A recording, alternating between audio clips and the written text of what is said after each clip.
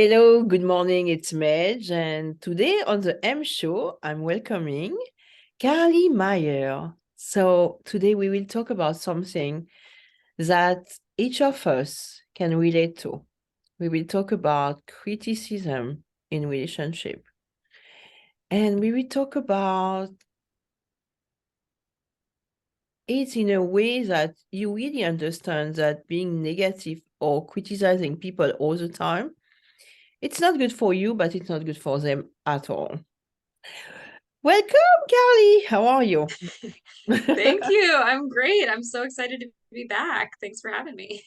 Yes, it's a pleasure because last time we talked about all the emotions that we can have and can lead us to something that we can regret and for the rest of our life. But being alive is important, and being alive and doing everything that we can to be alive and healthy and live a, I will say, content life. It's not easy, but it's possible and we can do it. Mm, So yeah. criticizing, judging, negativity, that's our Yeah. stuff that each of us we had in our life, not only just with us, but also with others. So I know in your work, you help prevent suicide and you help people who have been thinking about it, have been trying it, and you help them to stay alive, but alive healthy, mentally hmm healthy. Yeah. So how Yeah. negativity have been affecting your life? Oh my goodness. Well, negativity is it's so easy to show up in so many ways, right? It can start with ourselves, right? The Mm, voices that we've got going on in our own heads, in our own world. Um, and that's one way that I experience negativity is that automatic unconscious criticism of myself. That's one way that it's shown up in my life. Another way that it's showed up in my life is that internal criticism. It's coming out, and where is it going? It's going towards others, whether intentionally or unintentionally. mm, And so that's another way it's shown up. It's damaged relationships, and made space, created more space in my relationships when mm. I've brought negativity into the space between myself and another person. And then I've also experienced it on the flip side, right? Someone else in my life who maybe they had their own internal criticism and negativity, and then they projected that out toward me through criticism or judgment. Um, and so I've experienced all sides of the coin, if you will. I guess it's something that has three sides. I don't know what has three sides, but I've experienced all three of them. And so it's sort of part of the human experience. We all have those internal thoughts. We've all accidentally dished out the negativity and we've all received it. So I'm really, really excited to dig into this today to see if we can start dimming that experience and shedding light on what we can do instead, what we can replace it with, because that's what's going to create that contentment that we're looking for, but also that deep connection and that deep sense of belonging and love that we're looking for too. Absolutely. And you know something, Carly? I was doing a video this morning on the fact that everything that you do in life, it's for a reason. So sometimes we are so hard on ourselves. We say, oh, but what have you done that? It was so ridiculous. It was so stupid. You go to school to study accounting, for example, and in fact, you are doing something else, coaching. But try to find when we try to find this common denominator between everything that we have been doing, it, it is leading us here.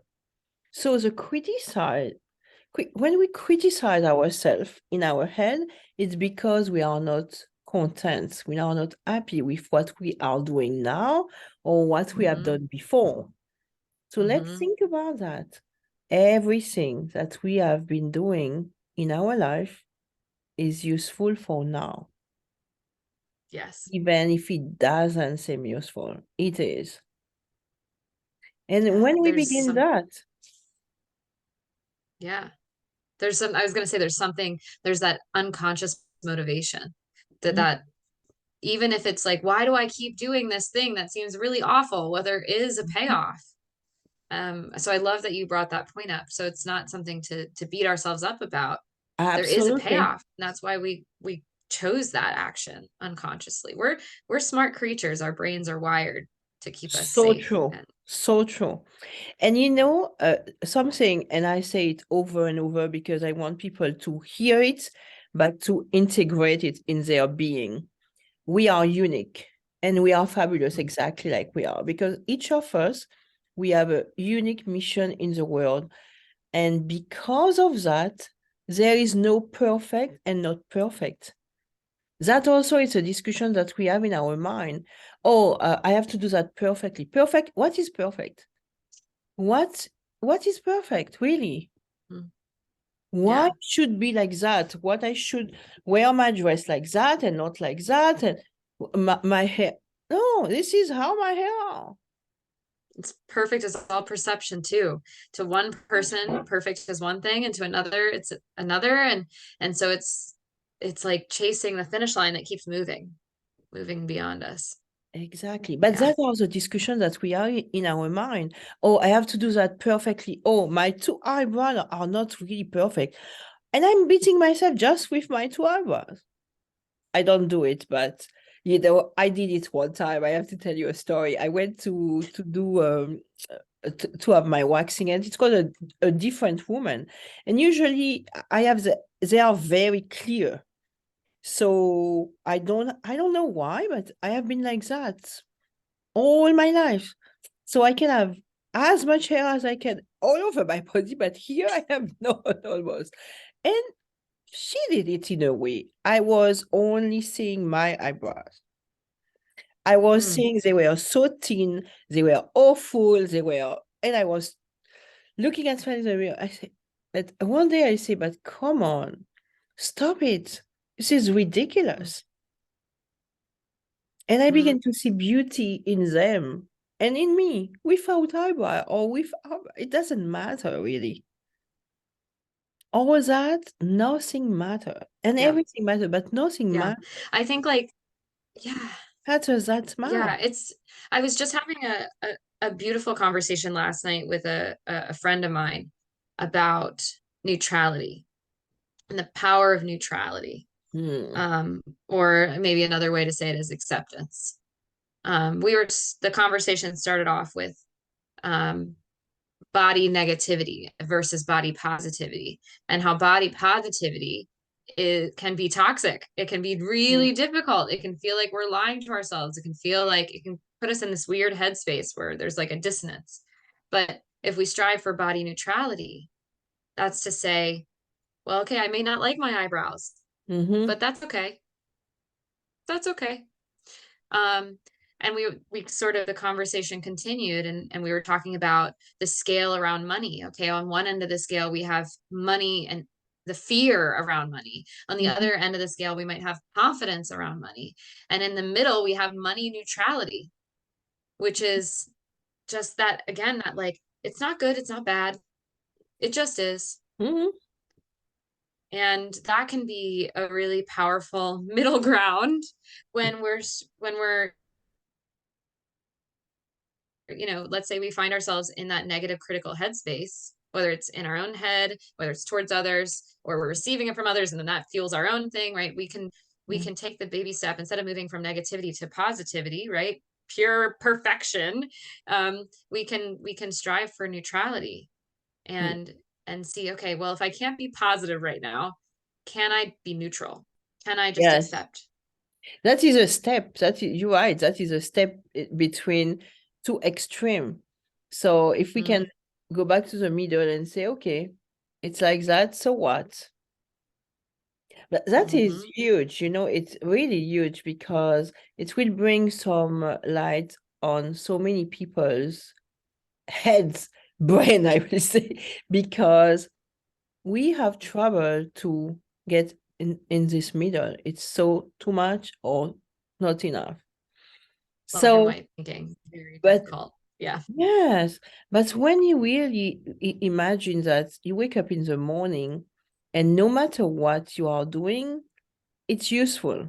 No matter how you are doing it, it will impact not only your life but other people's lives. So Mm-hmm. when we switch, I never have this criticizing people issues, but it was more me. I was, oh, you gain weight, or and that's true. It was a discussion inside. And the discussion inside, it's not right. Even in a relationship, even if you don't put it out there, because you put yourself in a very negative place where people can beat you Mm-hmm. Yeah. emotionally or physically. They can beat you because you are already down. So anything Yeah. that you will be doing will be putting you down and down, and you will lose your self-confidence, you will lose self-love, self-respect, all of it. Mm-hmm. Yeah. Yeah. It's, an example that I like to give is I'll say, okay, um, Medge, are you a water bottle? Are you a water bottle? Just answer that question. Not really, but could have been. No, you're not a water bottle, right? So if No. I were to come at you and put my negative tone and my negative energy at Mhm. you, and I were to come to you and I would be like, Medge, you are such a water bottle. Yes. You'd probably look at me like I'm crazy. You'd be Yes. like, I don't know what drugs she's on, Yes. but I'm definitely not a water bottle. This is, I don't know what's going on, right? And the same thing goes with the criticism of others Mm. and the judgment that we receive from others. If we deeply believe that that criticism is not true on any level, we're going to look at that person like they're crazy. We might be like, I don't know what Yes. this is clearly a them problem, right? We'll just know. But Yes. if that criticism touches something in us that we're insecure about or Mm. is similar to the criticism we already have of ourselves, Mm. that's when it's like the knife being turned, right? That's when it feels really oof, eek, this hurts. Yes. This is a trigger point for me because there's some level, there's something within us that says that might be true, and this person is confirming that. Exactly. Exactly. So that's why So that's something to discussion think about inside. is, yeah, like what is our internal dialogue and why is this thing from Mm. outside of me triggering that? Um, the other thing, that I found really helpful, just to give a quick tip here in terms of receiving criticism, is if we're in that moment and maybe it's not, it's not nothing crazy. We're not in an abusive situation. It's Mhm. just somebody who means well, and yet the criticism is coming, right? Unsolicited advice, maybe. One tip that I use in my own life and that I would really recommend to help is mirroring that person back. So it's sort Mhm. of like the implication of what children say, right? I'm rubber, you're glue. Whatever you say bounces off me and goes back to you. So let's say someone comes to me and they say, um, what do they want to be critical of? I had a situation recently, actually. Someone noticed how wrinkly my shirt was. I did not iron my shirt that day. And Ooh. so they come to me and they go, "Boy, you it looks like you might need an iron." Okay. Ooh. Well, that was definitely criticism, not like not gut-wrenching, painful, but it was criticism. And so I turned back to them and I mirrored them back. And I'm like, "Oh, so what I'm hearing you say is that you really think I need an iron." Right. So instead of letting it land on me and then looking at my shirt and being like, oh my God, I need an iron. Yes. Right. I was just like, oh, that's what you said. Okay. And oftentimes Okay, what and happens when we and mirror and you do that in your mind. You do that. Yes. exactly, Yes, that is exactly. so cool. I love Um, this tip. but yeah, we mirror that back. They receive it. Oh, thanks. Yeah. Yeah. We mirror them back. They receive it back. And sometimes that's when they notice too that, um, oh, I've just criticized them. Exactly. Oopsies. But Mhm. so I have to tell you that because you talk about it. I have to tell you, you should look for bike clothes online. My brand is wrinkle free. So I have to say that. Yes, You I will love never that. have I need wrinkle low anymore. maintenance clothing. I No, need low that is maintenance so fun. clothing like that, let me tell you. I will tell you. So that Yes, is but yeah. this criticize, I had it all my life because I never liked to iron. So I was at one point when someone would have said that, I say, oh, this is my new style. It was ridiculous because I hate it so much that I would say, oh, this is the style. This is my style. Oh I no. love that. Yeah, but I was raised by a mother who was so she loved that criticizing. So I learned at a very young age to let it go because otherwise it would have affected me. Yeah. So she would everything, I would have an A in class. I would say, oh, this is an A, this is not an A plus. You could have done A plus. You see, it was a way of doing, and she doesn't do that on purpose. She's a loving mother, but it was her character trait.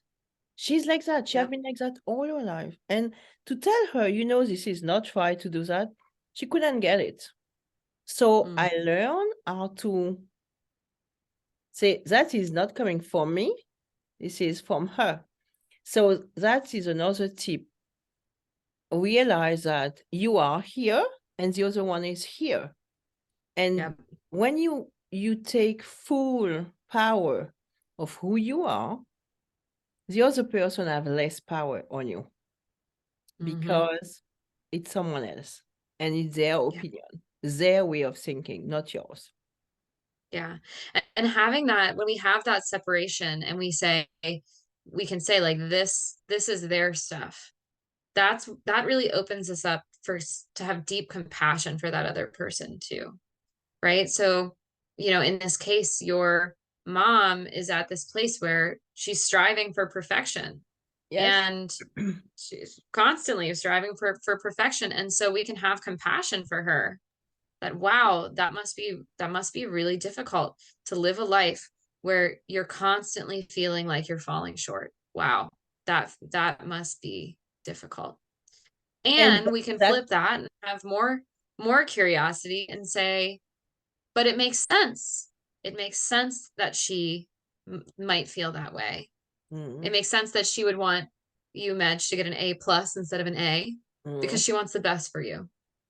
Right. yes, So we but can have, when we have that curiosity, we can see like there's the good stuff that's part of it. It may not be good for us, but there's good intentions. And then there's the, okay, this can be rough. And also, no matter what, all of this is her. It's not me. We're separate. And I can choose to say this is not true for me. This is my side of the street and that's her side of the street.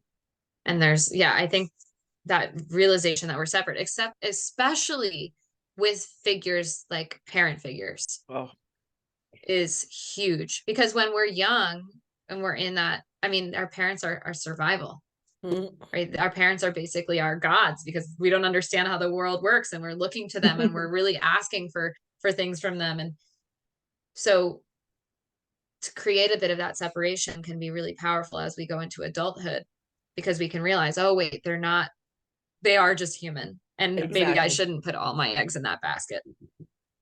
They are not human. It's very important what you said because the day you realize that your parents are just human like you, they are not they shouldn't be perfect. That give you another level of understanding and another level of relationship. And I will add something very important is that compassion. This is another tip. And when you talk about compassion is so important because when you take full power of who you are, you realize that the other one can have issues, the other one can be weak, the other one can feel not right. But having compassion for this person give you more love for yourself. Mm-hmm. Yeah. More love for yourself. 100%. So yeah, and that's sort of the power of of what I'm trying to create in my holding space containers, right? Like we practice sharing what's on our heart and being honest with ourselves and gaining understanding of how we're being self-critical and how we're being negative toward ourselves, but also practicing that self-compassion. But in hearing other people share their experiences and their struggles and their hopes and their dreams, we get the opportunity to practice being compassionate, practice holding safe space for other people. And also we get this model when other people hold safe space for us. Okay, oh, this is how this is done. We get to practice this. That's sort of what I'm trying to create there, is like this sense of practice of compassion, the sense of practice of curiosity, and, sort of practice it in this, cozy, comfy, safe container, so that when we leave the container, it's a bit more natural for us to be compassionate with ourselves, but also to be compassionate with the people that are challenging in our lives. exactly. Yeah. And So, when you practicing it. and life is becoming easy, I would say, or easier when we realize that we all have our struggle in our head. We all have weaknesses, and it's okay. But as soon as we define really who we are, the other person take less importance, and we are less weak, and we are a little bit stronger, but really less weak. And it's important to realize that gaining on weaknesses is something important. We gain a little bit, 1 inch, 2 inches every day. We get stronger, and by getting stronger, we are better in a relationship, and we have less trouble to say, okay, I don't want to live anymore. Yeah. Because this is the most important. Yeah, absolutely. Mm. Absolutely.